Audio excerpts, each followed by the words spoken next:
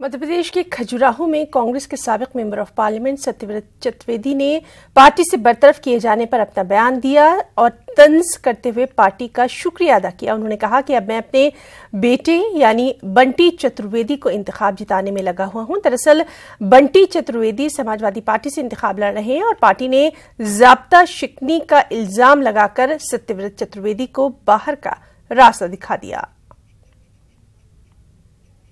को कांग्रेस पार्टी ने कल निष्कासित कर दिया है, मैं क्या कहना चाहेंगे? मैं आभारी हूँ, धन्यवाद दूंगा। अब आपका अगला कदम क्या होगा? मेरा अगला कदम क्या है? मैं तो अभी अपने बच्चे के चुनाव का प्रचार कर रहा हूँ। क्या उम्मीद लग रही है आपको? अभी आप क्षेत्र में घूम रहे हैं। मुझे पूरा विश्वास है क्षेत्र की जनता का हमें पूरा सहयोग और समर्थन मिलेगा और हम अच्छे बहुमत के साथ चुनाव जीतेंगे। आपके जो कांग्रेस पार्टी के समर्थक रहे हैं उनके लिए क्या आप निर्देश देंगे? सभी को मेरा आह्वान है, आइए क्षेत्र की दुर्दशा दूर करने के लिए बंटी को जिताइए और फिर वो आपकी सच्ची सेवा करेगा।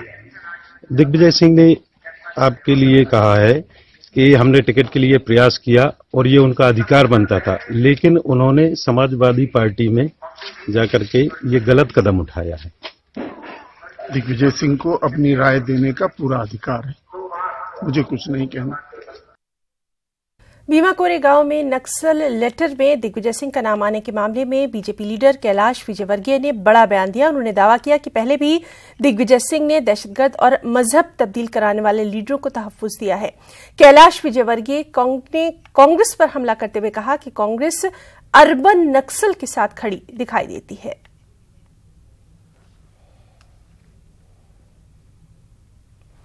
मध्य प्रदेश की तारीख में ऐसा पहली बार हो रहा है कि अमेरिका की FBI team Madhya Pradesh cyber police की मदद कर रही है और FBI ने ठगी का शिकार अमेरिकी बाशिंदों के बयान साइबर पुलिस को पेश कर दिए हैं। ठगों ने अमेरिका और कनाडा के शहरियों से करोड़ों रुपया ठग लिया। भोपाल इंद्रपुरी से गिरफ्तार किए गए कॉल सेंटर की मूल जमीन से तफ्तीश भी की जा रही है।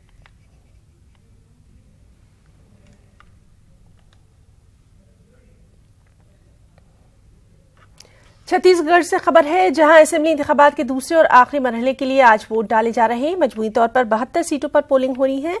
2 बजे तक 30% वोटिंग रिकॉर्ड की गई है। दूसरे मरहले में सबसे ज्यादा रायपुर शहर में 46 उम्मीदवार मैदान में हैं, जबकि बंदरानुगढ़ में सबसे कम यानी 6 उम्मीदवार अपनी किस्मत आजमा रहे हैं। 12 नवंबर को पहले मरहले के तहत 18 सीटों पर वोट डाले गए थे और यहां 76% पोलिंग रिकॉर्ड की गई थी।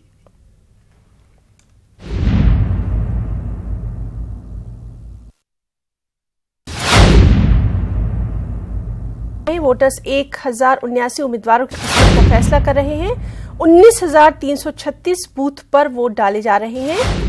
कुल वोटर्स की तादाद 1,54,596 है। इनमें मर्द वोटर्स 77,53,337 हैं। खवातीन वोटर्स की तादाद 76,46,382 है।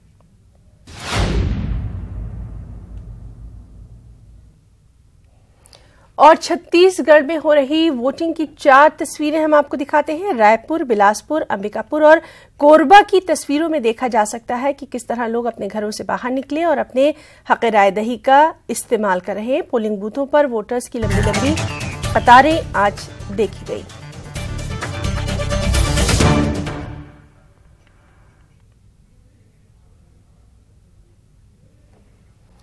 और 2013 में छत्तीसगढ़ असेंबली इंतखाबात में किस पार्टी को कितनी सीटें मिली थी? बीजेपी 2013 में 49 सीटें हासिल करने में कामयाब हुई थी। कांग्रेस को 39 सीटें मिली थी। बीएसपी को 1 सीट मिली थी।